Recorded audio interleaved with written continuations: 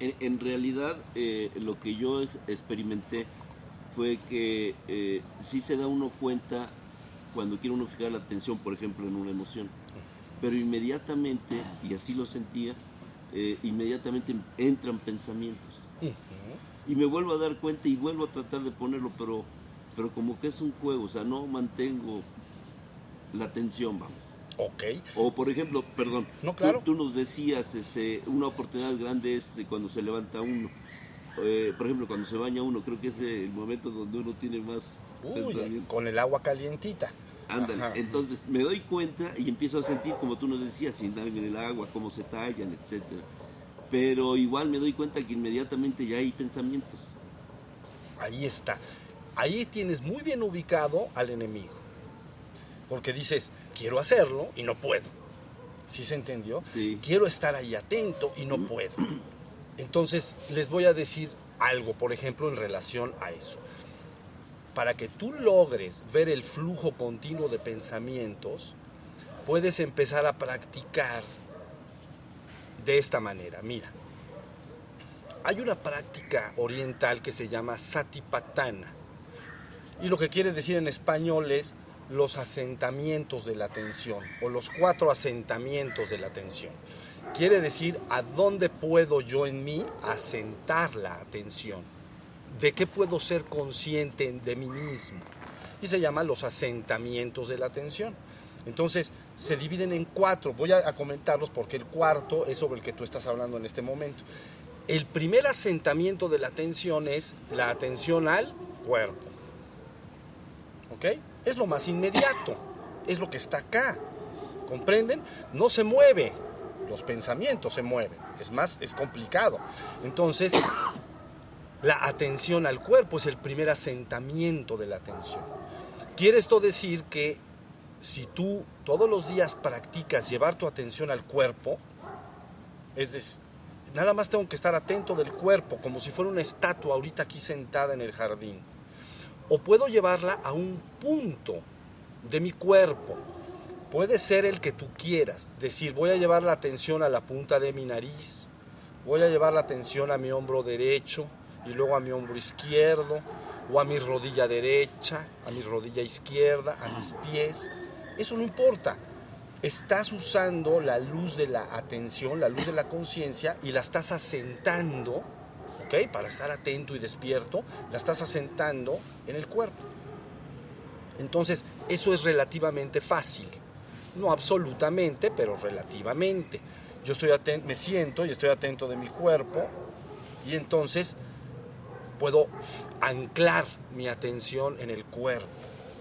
Ustedes pueden irme siguiendo en este momento y haciéndolo junto conmigo, ¿ok?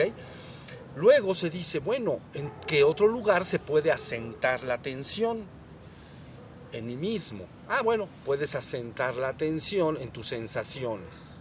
Segundo asentamiento de la atención. Segundo lugar donde yo puedo anclar la atención. Entonces, las sensaciones corporales, acuérdense, son muy sencillas. Hay externas y hay internas. ¿Ok? Las externas, ¿cuáles son? Ahora en este momento, el frío o cualquier cosa que yo perciba del exterior, la presión, si alguien me presiona, ¿no? O todo lo que puedo percibir del exterior son sensaciones externas. Y luego tengo sensaciones internas. ¿Cuáles son las sensaciones corporales internas? Pues son la sed, el hambre, ¿no? El dolor, un dolor de estómago, ¿no? Las ganas de ir al baño, las ganas del 1 y del 2, ¿entienden? Entonces, soy consciente de que hay una sensación interna. La urgencia sexual es una sensación corporal interna muy evidente. ¿Ya vieron? Entonces, uno aprende poco a poco a estar atento de las sensaciones externas que llegan, como frío, calor, etcétera, ¿no? La sensación de mi cuerpo en este momento, háganlo así, sentado, entonces las nalgas en la parte de abajo se asientan y yo siento esto.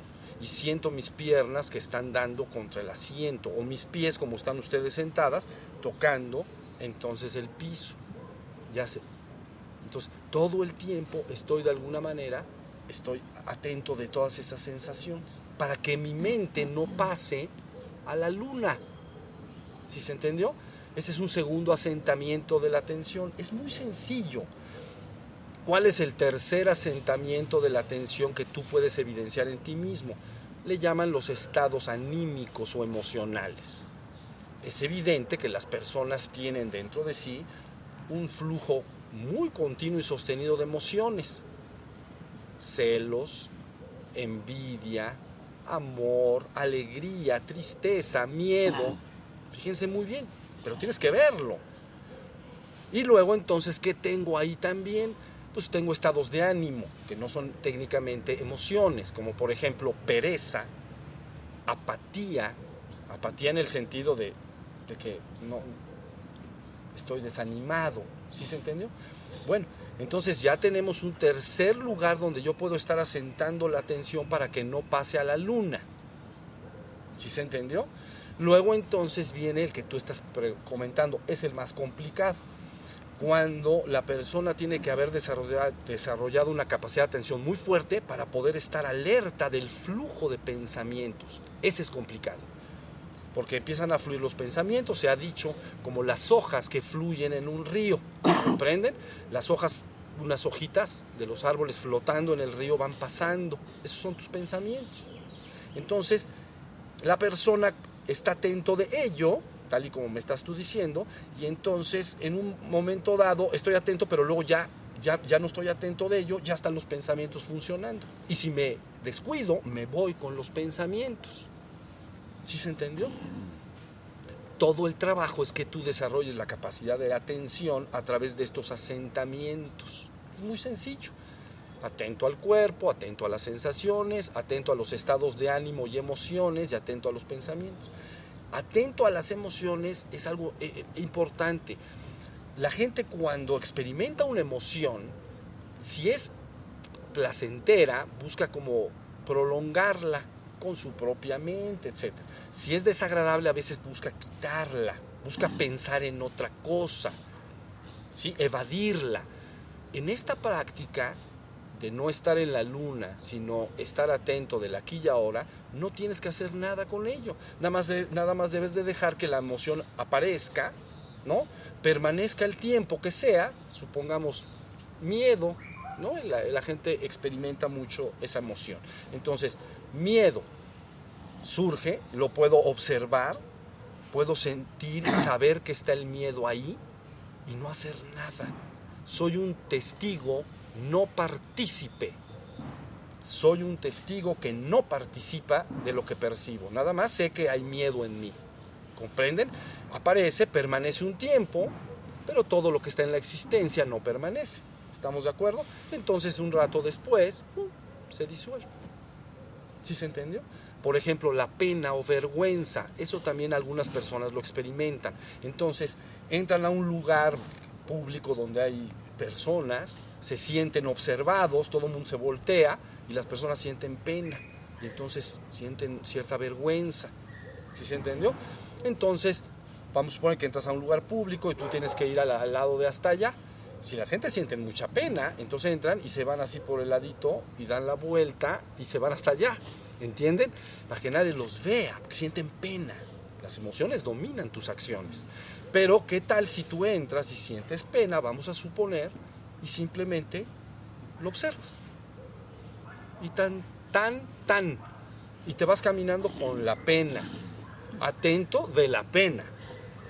Y te llegas a sentar con pena. Y al rato se te quita la pena. Lógicamente la pena no va a permanecer. ¿Sí se entendió? Entonces, contestando a lo que tú dices, para anclar la atención, lo más importante es ir a los dos primeros asentamientos. Es lo más fácil. O al cuerpo o a las sensaciones. Por ejemplo, si mi mente está empezando a querer divagarse y a irse a la luna, atento de mis sensaciones. Hace frío, hace calor, o la percepción normal. ¿Qué estoy escuchando? ¿Qué estoy oliendo?